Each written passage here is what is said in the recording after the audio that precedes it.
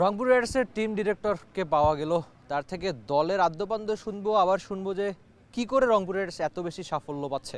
আচ্ছা, শুরুতেই সবার যেটা আগ্রহ, জিএসএলটা দারুণ কাটিয়েছে সৌম্য সরকার। সৌম্য সরকার আবার কবে মাঠে ফিরবে? সৌম্য সরকারের ব্যাপারে আমরা খুব কেয়ারফুলি আমরা ওকে দেখছি, কারণ আমি আরেকটা ইন্টারভিউ বলেছি যে he is a national asset, so we have to be very careful. BPL অবশ্যই ওর জন্য ইম্পর্টেন্ট, রংপুর রাইডার্সের জন্য ইম্পর্টেন্ট, ও আমাদের জন্য একটা vital player. But end of the day যেহেতু বিপিএলের কিছুদিন পরে চ্যাম্পিয়ন্স ট্রফি আছে, so we have to be careful about his injury. আমরা বিসিবি ডক্টরসদের সাথে কনস্ট্যান্টলি ইন টাচ আছি। Soumya is in the house right now, we have spoken to him, he feels better. So আমরা চেষ্টা করছি যে ওকে যত তাড়াতাড়ি ফিরবে। অনেকে বলছিল যে ও বিপিএল থেকে out, I don't think he is ruled out of the BPL. He is available for the BPL, but we have to be careful যে কোন ম্যাচের জন্য স্পেসিফিকলি ওকে খেলানো উচিত, বিকজ অলরেডি আমরা যেহেতু একটা কমফোর্টেবল পজিশনে আছি, we don't want to risk his return, because একটা খেলতে গিয়ে ইনজুর্ড আবার হয়ে গেলে it's a bigger problem. So we are dealing with it very carefully, hopefully he will be back very soon.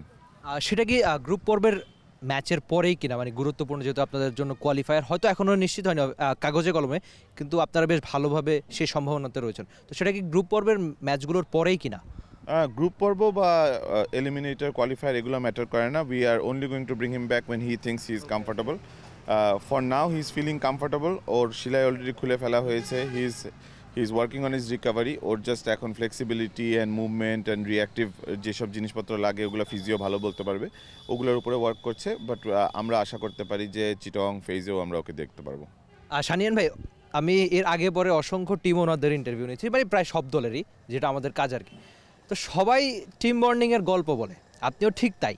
তো কিন্তু বাকিদের এই রহস্য দেখা যাচ্ছে না, কিন্তু আদতে রংপুর রাইডার্সের ওই টিম বন্ডিং ছাড়া কি রহস্য যে এখন পর্যন্ত প্রথম 6 ম্যাচের 6টায় যারা জিতেছে? প্রথমত দেখেন যে পারফরমেন্স ছাড়া তো আসলে কোনো টিম রেজাল্ট করতে পারবে না। আমার কাছে মনে হয় দ্য হাঙ্গার টু উইন। আমরা প্রত্যেক ম্যাচে যে প্রিপারেশনটা নিই, অবভিয়াসলি এটা আপনি টিম ম্যানেজমেন্টের কথা বলতে পারেন, কোচিং স্টাফের কথা বলেন, প্লেয়ারদের হাঙ্গারনেস টু উইন। আমি মনে করি যে ইট ইজ ভেরি ইম্পর্ট্যান্ট। একটা টিম ফ্র্যাঞ্চাইজের প্রথমেই মেনশন করে দেওয়া উচিত যে আমাদের প্রাইমারি গোল কি। আমাদের we have no other intention other than winning the trophy. Rangpur যখনই খেলতে যায় we want to make sure that we play the finals এবং চ্যাম্পিয়নশিপের জন্য লড়াই করি। আমরা সেটাই প্লেয়ারদের ভিতরেও বিল্ডিং করার চেষ্টা করি। আমার কাছে মনে হয় যে প্লেয়ার্সরা এবং ম্যানেজমেন্ট এবং কোচিং স্টাফ সবাই এক লাইনে আছে।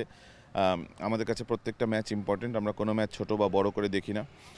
সবাই বলে বরিশালের সাথে আমাদের big match, but end of the day আপনি বরিশালের সাথে বা যে কোনো অন্য টিমের সাথে খেলবেন না কেন, আপনি 4 পয়েন্ট তো আর পাবেন না, আপনি 2 পয়েন্টই পাবেন। So every 2 point is important. আমরা we will go to every game trying to get that 2 points. এবং টিম কেমিস্ট্রির কথা বলছিলেন, আমার কাছে মনে হয় যে কনসিস্টেন্সি ইম্পর্টেন্ট। আপনারা দেখে আসছেন যে আমরা ডোমেস্টিক এবং বিপিএলে সবসময় একই প্লেয়ার থাকার চেষ্টা করে, সো দ্যাট বিকজ ওরা ভালো জেলিন করতে পারে, একটা টিম ফিলিংস, একটা টিম বন্ডিংয়ের একটা ব্যাপার আছে।